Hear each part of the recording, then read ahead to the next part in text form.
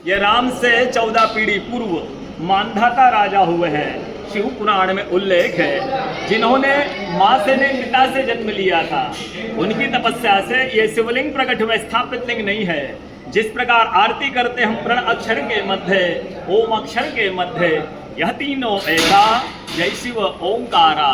एक ही शिवलिंग में ब्रह्मा विष्णु महेश निराकार धरती से प्रकट हुए हैं। इसलिए अखंड दीप यह जो जल रहा प्राचीन समय से, एक ही दीपक में 3 बातें लगातार जल रही है, ब्रह्मा विष्णु महेश की।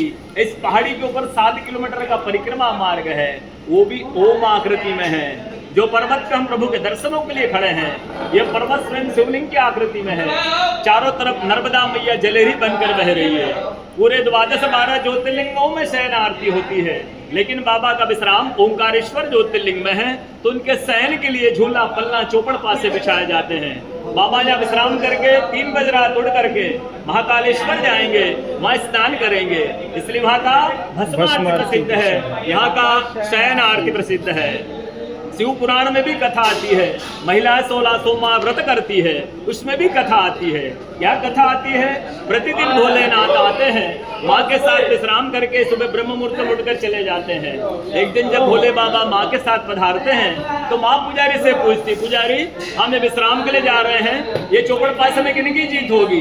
पुजारी बोलते हैं कि आज ही भोले बाबा जीतेंगे। ऐसा बोल करके पुजारी घर चले जाते हैं, भोले बाबा माँ विश्राम के लिए चले जाते हैं। सुबह ब्रह्म मुहूर्त में जैसे ही भोले बाबा माँ बाहर निकलते हैं, पुजारी द्वार पर रहते, तो माँ पुजारी से पूछती, पुजारी कल मैंने आपसे पूछा था, हम विश्राम के लिए जा रहे हैं, ये चौपड़ पास में किनकी जीत होगी? आपने कहा भोले बाबा जीतेंगे। भोले बाबा नहीं, मैं जीती हूँ। माँ ऐसा बोल करके उनको श्राप दे के चली जाती है। उनके तुरंत पश्चात अप्सराएं शिवलिंग पे जल चढ़ाने आती हैं। तो अप्सराएं पुजारी से पूछती, पुजारी अस्वस्थ क्यों हो गए? आप तो ठीक थे। फिर पुजारी बताते हैं, प्रतिदिन भोले बाबा माँ के साथ आकर विश्राम करके चले जाते थे। कल भोले बाबा माँ के साथ पधारे, माँ ने मुझसे पूछ लिया, पुजारी हम जब विश्राम के लिए जा रहे हैं, ये चौपड़ पास में किनकी जीत होगी? मैंने कहा भोले बाबा जीतेंगे। भोले बाबा नहीं, माँ जीत गई। माँ मुझे श्राप दे के चली गई।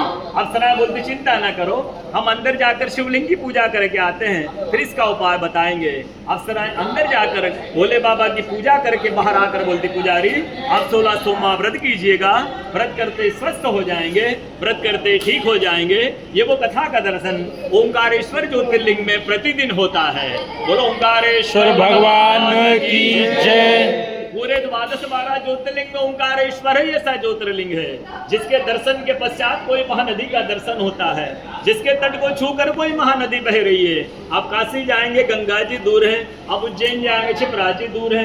आप सोमनाथ जाएंगे, समुद्र है। लेकिन ओंकारेश्वर ही ऐसा ज्योतिर्लिंग है, जिसके दर्शन के पश्चात कोई महानदी का दर्शन होता है। वो महानदी है रुद्रदेहाय विद्महे मे कलकन्याय धीमहि तन्नो नर्मदा प्रचोदयात्। भगवान शंकर की देह से पसीने के मुंह से निकली है मां नर्मदा। भारतवर्ष में जितनी नदियां हैं, सब उत्तर दक्षिण दक्षिण उत्तर की ओर बहती है, लेकिन मां नर्मदा उदय से अस्त की ओर बहती है, पूरब से पश्चिम की ओर बहती है। सब नदियों में नर्मदा ही नदी ऐसी नदी है जिसके जितने कंकर हैं सब शंकर है। नर्मदा पुराण में ये भी कहा गया है कि नर्मदा जल के स्पर्श होने से जो शिवलिंग निकलते हैं, उनको डायरेक्ट पूजा कीजिए, उनको प्रतिष्ठा की आवश्यकता नहीं है। नर्मदा जल स्पर्श होने से वो स्वयं प्रतिष्ठित हो जाते हैं। अयोध्या में जब राम लला जी की स्थापना की गई थी, जब 2.5 फीट का नर्मदा का शिवलिंग ओंकारेश्वर से ले जा करके अयोध्या में राम लला जी के साथ स्थापित किया गया है। पुराणों में कहा गया है, रेवा तटे तपम कुर्यात् मोक्षदायिनी गंगा। कलयुग में आपको तप करना है तो नर्मदा किनारे जाइए, कलयुग में आपको मोक्ष चाहिए तो गंगा किनारे जाइए। रेवा तटे तपम कुर्यात् मोक्षदायिनी गंगा। नर्मदा किनारे एक तपस्वी संत का अनुभव बताता हूँ मैं आपको, जो हजारों वर्ष मां नर्मदा के किनारे तप किया उन्होंने। वो देखते हैं सुबह 3 से 4 बजे ब्रह्म मुहूर्त में एक कोई माई आती है और नर्मदा स्नान करके लौट जाती है। संतों में जिज्ञासा हुई कि मैं इस माई को बरसों से देख रहा हूँ, इस माँ को बरसों से देख रहा हूँ, मां नर्मदा स्नान करके लौट जाती है। कल मैं माई से पूछूंगा। सुबह 3 से 4 बजे वो माई नर्मदा स्नान करके लौट रही थी। संत ने देखा माई जा रही है नर्मदा स्नान करके, संत दौड़ते गए, माई को साष्टांग दंडवत प्रणाम किया और माई से पूछा, है माँ मैं बरसों से आपको देख रहा हूँ, आप नर्मदा स्नान करके लौट जाती है, माई अपना परिचय दीजिए। तो माई अपना परिचय देती है कि मैं गंगा हूँ, कलयुग में शुद्धिकरण करने के लिए नर्मदा स्नान करने के लिए आती हूँ। बोलो गंगा मैया की जय, नर्मदा मैया की जय, ओंकारेश्वर भगवान की जय, आज के कथा के आनंद की जय, सारे भक्त और भगवान की जय, नमः पार्वती पते